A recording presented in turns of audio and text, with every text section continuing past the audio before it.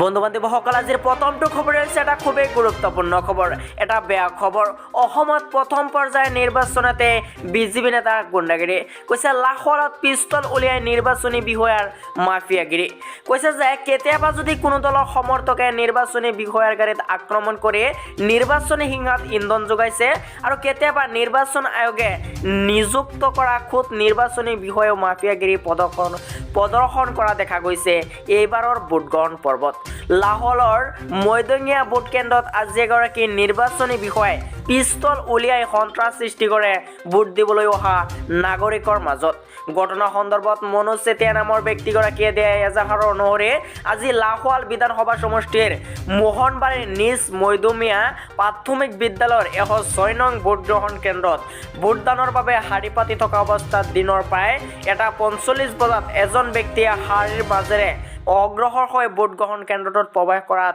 মনোজ চেতিয়াই এনেদৰে কিয় প্ৰৱেশ কৰিব বুলি ব্যক্তিজনক প্ৰশ্ন কৰে ইমানতে খৰগস্ত হৈ ব্যক্তিজনে কোনো উত্তৰ নিদি মাফিয়া ষ্টাইলত পিস্তল উলিয়াই গুলি কৰি দিম বুলি কয় ইয়াৰ পিছতে হঠাতে হোৱা দোৱা লাগে কেন্দ্ৰটোত বিষয়াগৰাকীয়ে প্ৰিজাইডিং বিষয়া তথা আন ভোটদাতাকো পিস্তল উলিয়াই বাবুকি দিয়ে আৰু সেই লগে লগে নিৰ্বাচনী বিষয়াগৰাকীয়ে কৰায়ত্ব কৰাত কেন্দ্ৰটো কোনো দুৰ্ঘটনা সংঘটিত হোৱাৰ পৰা ৰক্ষা পৰে বিধানসভা নিৰ্বাচনৰ পূৰ্বে ডিব্ৰুগড় জিলা প্ৰশাসন আৰু আৰক্ষী প্ৰশাসনে মাৰণাস্ত্ৰ অনুজ্ঞাপত্ৰ থকা লোকসকলৰ মাৰণাস্ত্ৰ জব্দ কৰিছিল যদিও কেনেধৰণে উক্ত লোকজনৰ হাতত মাৰণাস্ত্ৰ থাকিল এতিয়া সমগ্ৰ অঞ্চলটোত তীব্ৰ প্ৰতিক্ৰিয়া সৃষ্টি হৈছে জানিব পৰা মতে মাৰণাস্ত্ৰলৈ বাবুকি প্ৰদান কৰা ব্যক্তিগৰাকী লাহোৱাল প্ৰাথমিক স্বাস্থ্য কেন্দ্ৰৰ মহকুমা স্বাস্থ্য বিষয়া ডক্টৰ মুমিন চন্দ্ৰ পাঠক নিৰ্বাচনৰ সময়ত কোভিড সেৱাৰ নডেল বিষয়া হিচাপে নিয়োজিত আছিল ডক্টৰ মুনিন চন্দ্ৰ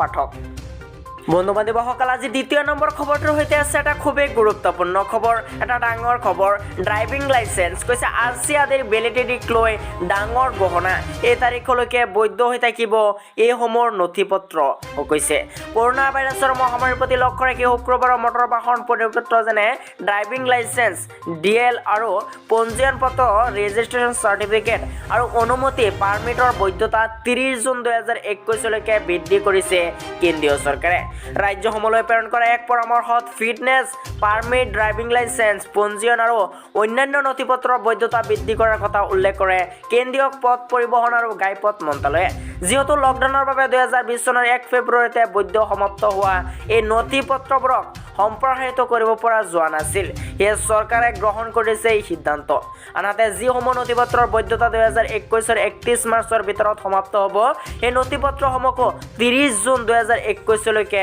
সম্প্ৰসাৰণ কৰা হ'ব পূৰ্বেও কেইবাবাৰো বৃদ্ধি কৰা হৈছিল ইয়াৰ বৈধতাৰ সময়সীমা কৈছে যে মটৰ বাহন আইন 1988 চনত আৰু কেন্দ্ৰীয় মটৰ বাহন নিয়ম সম্পৰ্কীয় নথিপত্ৰৰ বৈধতা ইয়াৰ পূৰ্বেও কেইবাবাৰো বৃদ্ধি কৰা হৈছিল পথ পৰিবহণ আৰু ঘাইপথ মন্ত্ৰালয়ে ৰাজ্য চৰকাৰসমূহক পৰামৰ্শ দিছে যে 1 ফেব্ৰুৱাৰীৰ পৰা সমাপ্ত হোৱা নথিপত্ৰৰ বৈধতা 30 জুন 2021 লৈকে মানি লোৱা হ'ব লগতে সংশ্লিষ্ট কৰ্তৃপক্ষকো এনে নথিপত্ৰবোৰ 30 জুন 2021 লৈকে বৈধ বুলি মানি কৰিবলৈ পৰামৰ্শ দিয়া হৈছে গাড়ী বেক কৰাৰ পৰীক্ষাৰ পিছতহে লাভ কৰিব নতুন লাইসেন্স অৰ্থাৎ অনুজ্ঞাপত্ৰ ড্ৰাইভিং লাইসেন্স লাভ কৰিবলৈ এতিয়াৰ পৰা এক কঠিন পৰীক্ষাত উত্তীৰ্ণ হোৱাটো অত্যাৱশ্যকীয় হৈ পৰিব কেন্দ্ৰীয় পথ পৰিবহণ আৰু ঘাইপথ মন্ত্ৰী নীতিন গাডকাৰীয়ে লোকসভাত উল্লেখ কৰিছিল যে কেৱল 69% নম্বৰ লাভ কৰা লোকসকলহে ড্ৰাইভিং লাইসেন্স দিয়া হ'ব তদুপৰি ষ্টেজৰ সময়ত 4 চকীয়া আৰু 3 চকীয়া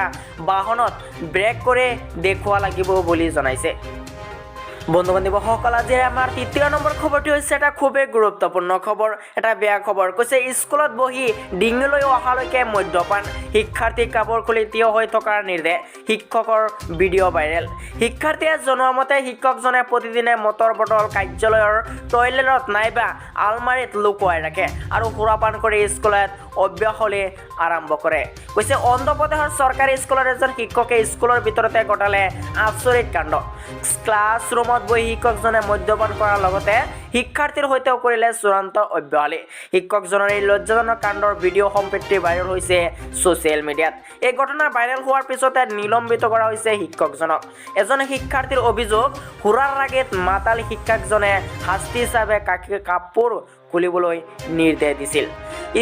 কিছা জিলাৰ পালক মণ্ডল কৃষ্ণপুৰমত শিক্ষকে কোটৰেছত ৰাওক মণ্ডল পৰিষদে নিলম্বন কৰিছে।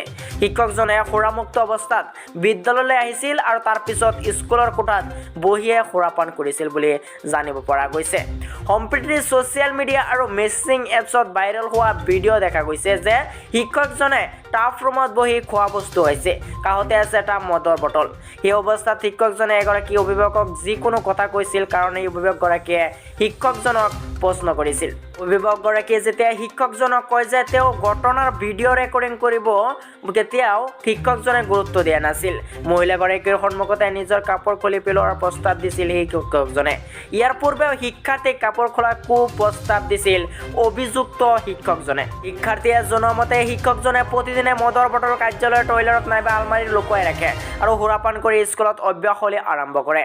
শিক্ষকজনৰ এই ব্যৱহাৰত বস্তি ব্যক্তিব্যস্ত হৈ একাংশ অভিভাৱক অতিষ্ঠ হৈ ভিডিঅ' প্ৰস্তুত কৰাৰ ব্যৱস্থা কৰে। তাৰ পিছত সেই ভিডিঅ' শিক্ষা বিভাগৰ ওচৰলৈ প্ৰেৰণ কৰা হয়। অভিযুক্ত শিক্ষকজনক নিলম্বিত কৰাৰ লগতে কাৰণ দৰ্শোৱাৰ জাননী জাৰি কৰা হৈছে। বন্ধু বান্ধৱীসকল, আজি আমাৰ 4 নম্বৰ খবৰটো হৈছে এটা খুবেই গুৰুত্বপূৰ্ণ খবৰ, এটা ডাঙৰ খবৰ।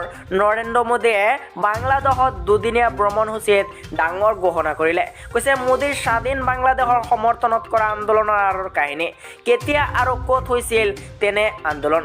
বাংলাদেশৰ মুক্তিৰ সোণালী জয়ন্তী উদযাপনত সমাৰোহত অংশগ্ৰহণ কৰি ভাৰতৰ প্ৰধানমন্ত্ৰী নৰেন্দ্ৰ মোদীয়ে দেশৰ মুক্তিযুদ্ধৰ সময়ত স্বাধীন বাংলা ৰাষ্ট্ৰৰ সমৰ্থনত আন্দোলনত অংশগ্ৰহণ কৰি জেল যোৱা বুলি নিজৰ বাহনত উল্লেখ কৰে।